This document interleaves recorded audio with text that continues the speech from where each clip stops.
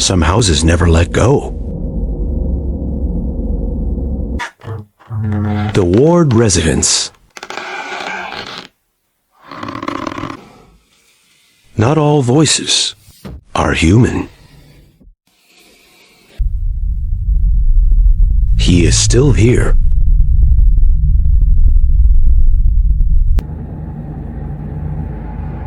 And he wants you gone.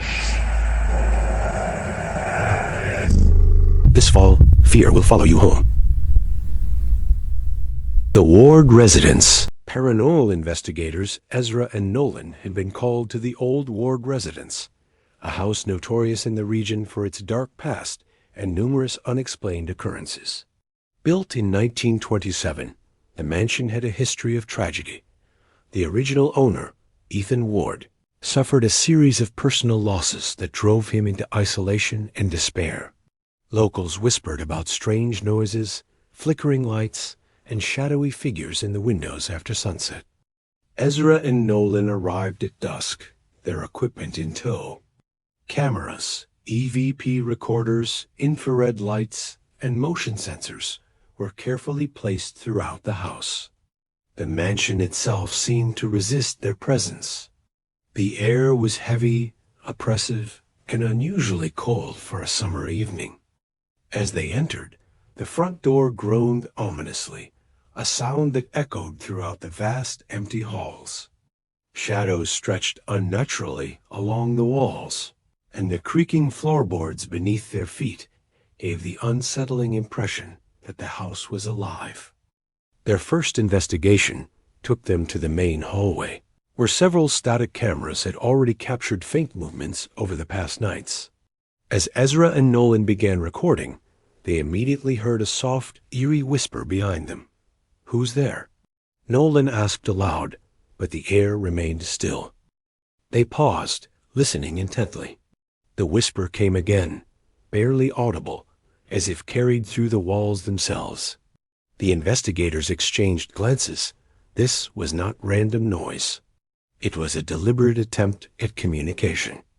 Moving upstairs, they entered the master bedroom where Ethan Ward had spent his final years. The room was preserved almost as if frozen in time. Faded wallpaper, a cracked mirror over the dresser, and an antique bed that still smelled faintly of old cedar. As they set up their infrared cameras, Nolan noticed a slight movement in the corner of the room. At first, it was a shadow flitting along the wall, barely noticeable, but it grew clearer as the ambient light dimmed.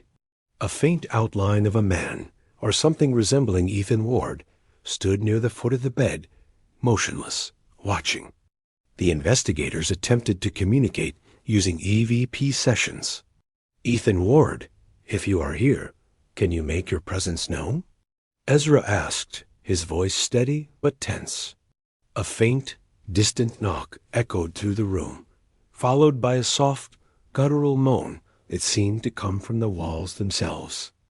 Nolan adjusted the microphone, but the sound was not captured by any logical source. The mansion seemed to respond, actively manipulating the environment to make their presence known while remaining elusive. Suddenly, a chair moved across the floor, scraping the wooden boards as if pushed by an invisible hand. The investigators froze. The temperature dropped sharply, and their breath became visible in the cold air.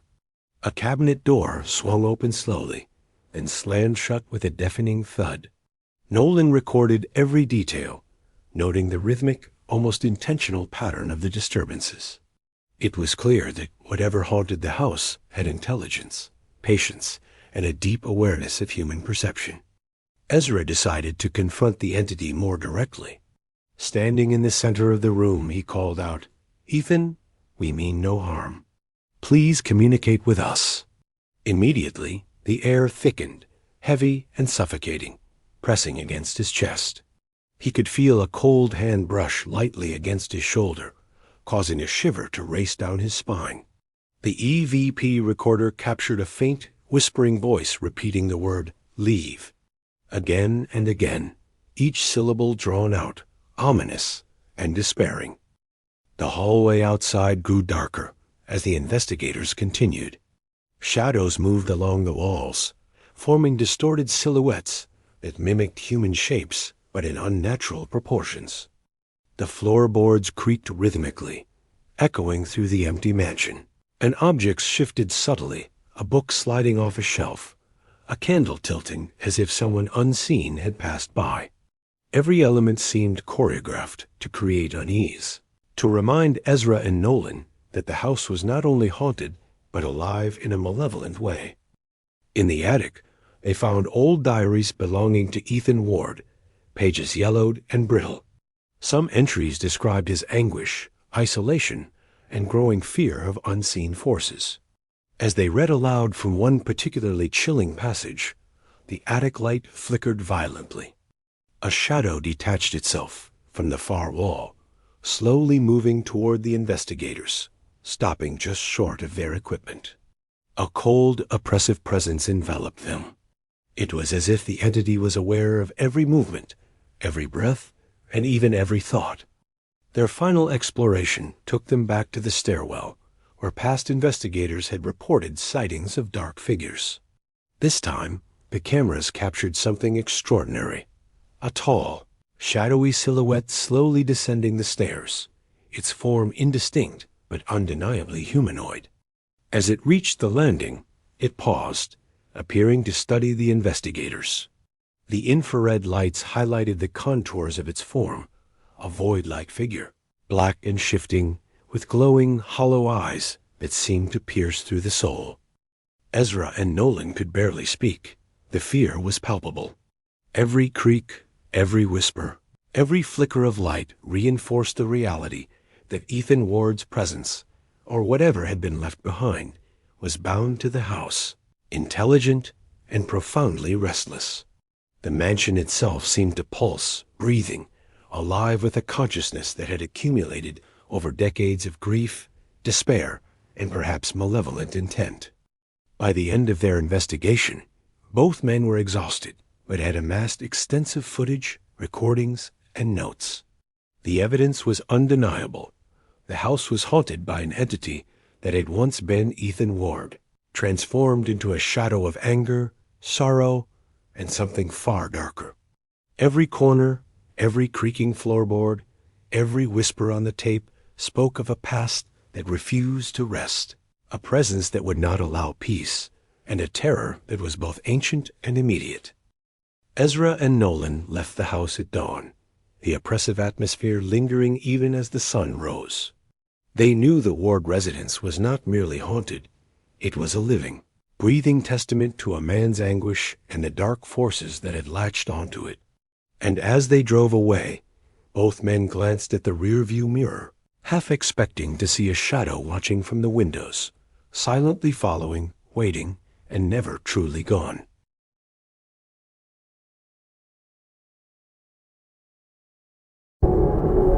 A house hides a dark secret. Objects move when no one is watching. Something unseen is observing you. It learns your fear and toys with it. No room is safe. No shadow is empty. Face it if you dare. The house watches, always watching. Kara Simmons had always considered herself a rational person, living with her husband Jamie and their 2 young children in a modest suburban home. She believed in explanations grounded in logic. But over the past months, the house had revealed its true nature, something dark, intelligent, and terrifyingly playful.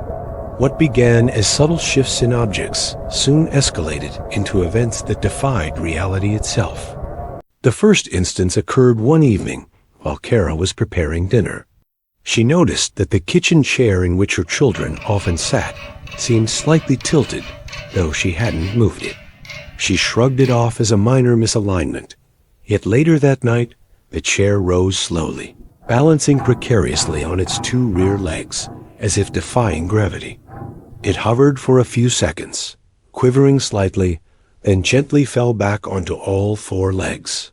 Kara froze, heart pounding, unsure if what she had seen was real. The next morning, she checked the security cameras she had installed around the house. The footage showed the chair moving on its own, inching across the floor with deliberate, almost sentient precision. The movement was slow but controlled, like a living entity testing the boundaries of her perception. Kara watched, horrified, as the chair paused in front of the refrigerator before returning to its original position. It was as if it were performing, showcasing its defiance of natural law. Over the following weeks, the occurrences intensified. The chair's movements became more aggressive, often coinciding with moments when Kara was alone. It would slide suddenly across the floor, knock over small objects, or rise on two legs before returning to its base. Lights flickered in rhythm with these movements, adding a sinister accompaniment to the events. Kara began to notice other anomalies: cold drafts that defied the house's insulation, faint whispers in empty rooms, and shadows that moved. Jamie initially dismissed her concerns, attributing the events to imagination or a malfunction in the security system. But one night, he witnessed the phenomenon firsthand. Kara had gone to check on the children, leaving Jamie in the living room. The chair suddenly rose onto its rear legs, tilted, and moved toward him slowly. The room grew unnaturally cold, and he felt an almost tangible pressure in the air. When he reached out, the chair jerked back violently, sending a shiver down his spine. Something unseen had clearly exerted control. The family soon realized the entity, whatever it was not random in its activity. It appeared to have awareness, a sense of timing, and a sinister sense of humor. Objects throughout the house shifted subtly, often returning to their original positions before Kara or Jamie could investigate. Footsteps echoed in empty rooms, faint whispers traveled down the hallways, and shadows gathered in corners, stretching and distorting as if observing. The house had become a stage, and the unseen presence the director. Kara began recording every event meticulously. She noted the patterns. Objects moved most often at night. Shadows elongated during moments of emotional vulnerability, and strange, almost musical tapping accompanied the chair's movements. One night, she awoke to find the chair hovering inches above the floor, rocking gently as if anticipating her gaze. She reached out, and the chair dropped abruptly, forcing her to step back in terror. At that moment, the air itself seemed charged, electric and oppressive, pressing down on. The entity's activity escalated further when the family attempted to cleanse the house. Burning sage, sprinkling salt, and performing prayers seemed to provoke it rather than calm it. The chair's movements became more erratic and deliberate, sometimes moving toward the children's room, pausing, and retreating as if testing boundaries.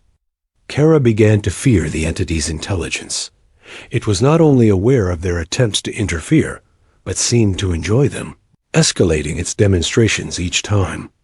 One particularly harrowing night, Kara decided to confront the phenomenon directly. Standing in the center of the living room, she addressed the presence aloud. "We do not wish to harm you. Show yourself." The chair moved immediately, rising and tilting as though responding. Shadows in the room shifted, coalescing into forms vaguely resembling human shapes. A cold, whispered voice filled the room, indistinct but clearly deliberate, repeating, "Leave. Leave." The air became thick, suffocating, and Kara felt the pressure on her shoulders, as though invisible hands were holding her in place. Jamie joined her, holding a flashlight and recording equipment.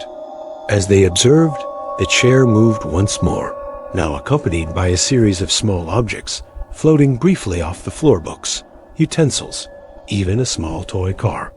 The movements were precise, almost choreographed, demonstrating that the entity was not chaotic, but intelligent and intentional. Each item's trajectory seemed to mock their attempts to maintain control, reinforcing the house's eerie dominance. The children's rooms were not spared.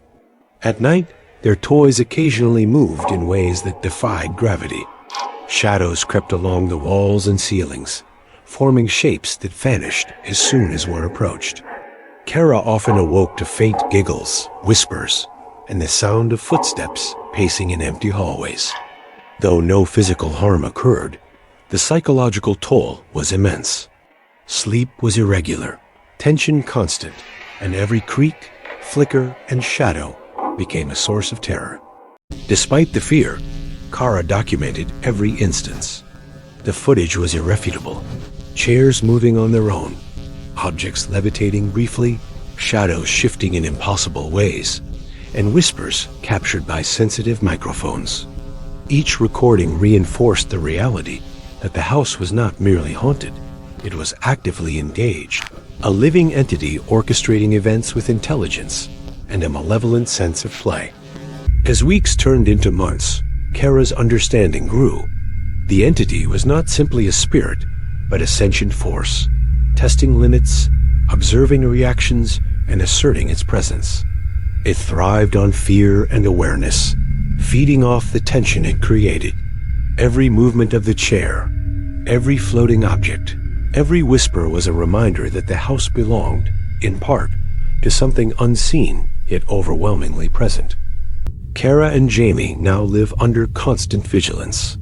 Cameras are everywhere, recordings are scrutinized daily, and precautions are taken to limit the entity's influence. Yet the chair continues its subtle, unnerving defiance, a reminder that some forces cannot be reasoned with or banished. They have learned that intelligence, patience, and malevolent intent can make even the simplest object a chair, an instrument of fear, and the house a theater of relentless, unseen horror. Even now, Kara watches the footage late at night, the chair sometimes moving when no one is present. Shadows stretch along the walls, whispers echo faintly, and she knows, deep down, that whatever inhabits her home is patient, intelligent, and always watching.